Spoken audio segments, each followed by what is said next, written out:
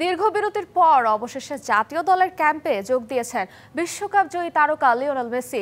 আগামী 6 জুন ও 10 June chilli ও কলম্বিয়ার বিপক্ষে বিশ্বকাপ বাছাই পর্বের ম্যাচে মাঠে নামবে আর্জেন্টিনা। তার আগে জাতীয় দলে যোগ দিয়েছেন এই আর্জেন্টাইন মহাতারকা। এরই মধ্যে সেরেছেন প্রথম দিনের অনুশীলন। বয়সটা 37, তবে এখনো ফুটবল পায়ে জাদু ছড়াচ্ছেন লিওনেল মেসি। মেজর সকার লিগের ক্লাব ইন্টার মায়ামির হয়ে করে যাচ্ছেন একের পর এক গোল। MLS এর নিজের পারফরম্যান্সের ধারাবাহিকতা ধরে রেখেছেন লিও। বেশ কিছুদিন ধরে খারাপ সময় পার করছিল ইন্টার মায়ামি। একের পর এক ম্যাচ হেরে যাচ্ছিল দলটি, তবে মায়ামিকে আবারও জয়ের ধারায় ফেরায় এলএমটেন। শেষ ম্যাচে কলমাসের বিপক্ষে ম্যাচে জোড়া গোলের পাশাপাশি 2টি অ্যাসিস্ট করেন লিওনেল মেসি। আর এই পারফরম্যান্সেই MLS এ নতুন এক রেকর্ডে নিজের নাম লিখিয়ে নেন। ইন্টার মায়ামির হয়ে সর্বোচ্চ গোলদাতার রেকর্ড এখন তার দখলে। All time Roma. Taste it, love it.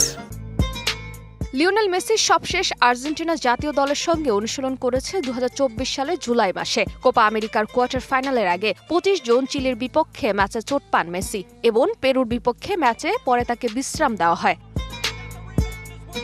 1 July দলের সঙ্গে পুনরায় অনুশীলনে যোগ দেন লিও এবং ইকুয়েডরের বিপক্ষে কোয়ার্টার ফাইনালে প্রস্তুতি নেন। এরপর 2025 সালের মার্চ মাসে আবারও ইনজুরিতে পড়েন বিশ্বকাপ জয়ী মহাতারকা। তবে এতে করে ব্রাজিল ও উরুগুয়ের বিপক্ষে বিশ্বকাপ বাছাই পর্বের ম্যাচগুলোর জন্য আর্জেন্টিনার দলের স্কোয়াডে ছিলেন না লিও।